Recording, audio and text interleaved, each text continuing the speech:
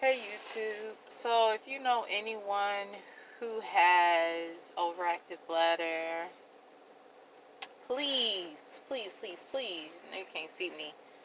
Um, do not tell them do not drink coffee or tea.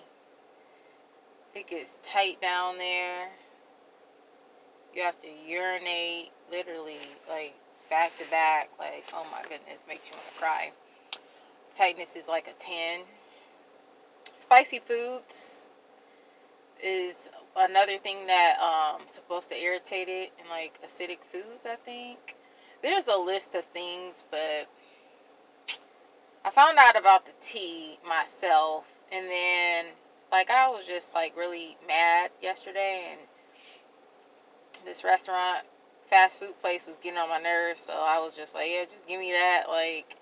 And I was about to flush it down the sink, but I was like, man, I bought this, I'm about to drink this. Like, every time I get a don't do this, sometimes I do it. Most of the time I do it. Not good. Second thing I wanted to say is never sign something unless you read it. And I learned that from a job that I got fired from, because I went off on the like head person. Like, it wasn't really a principal, but kind of a principal in Head Start. And I knew my consequence was going to get fired, and I was fine with that, because she acted like she was God or something, like talking to people crazy. She was not about to talk to me like that. I wasn't going to be able to work with somebody like that as a boss. And there was a lady before her who got sick, and her husband got sick, so I was like, right? Like, every time something is good, somebody else step in, basically, and take over, my experience-wise. Gotta head to work, but, what else? Yeah, don't sign papers. Like, I had to get a stupid COVID test because of my selfish, not friend anymore, but she was my friend before. And they said it's voluntarily to sign the paper. And it was to release information like that I need to quarantine, because I was exposed to someone who had it. And she had her mask on, I had my mask on. We did hug, but, I didn't know. And like, I had COVID before, so my chances are not as likely. So I'm hoping it is negative. I'm not saying that I can't catch it again, because people have caught it again, but your chances are less because you already had it and your body was able to fight it. But my thing is, if I don't have any symptoms, it was like, well, your symptoms can still, since you didn't take the jabber,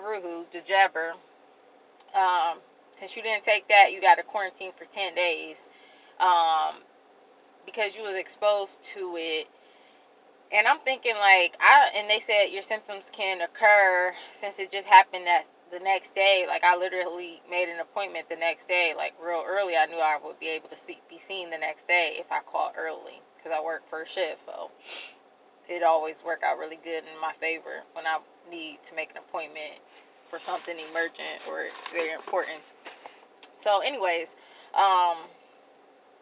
so, like, I don't have any symptoms. So I was like, I don't have any symptoms. They was like, well, they was like, you still have to quarantine or whatever. And I was like, okay, I got you.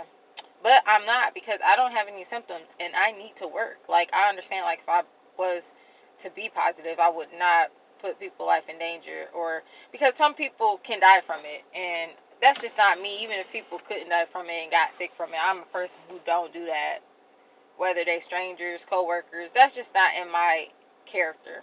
Okay, some people are, because there are people in stores, just like my friend who's not my friend anymore, be sick and coughing and everything, and don't care, and a lot of them don't believe COVID exists. Some of them feel like a mask won't help, and it does. That's why you have COVID, and that's why other people who have gotten COVID is because you don't wear a mask. And I feel like, why get the Jabberoo, which I don't trust. I believe is a precursor, not the mark of the beast.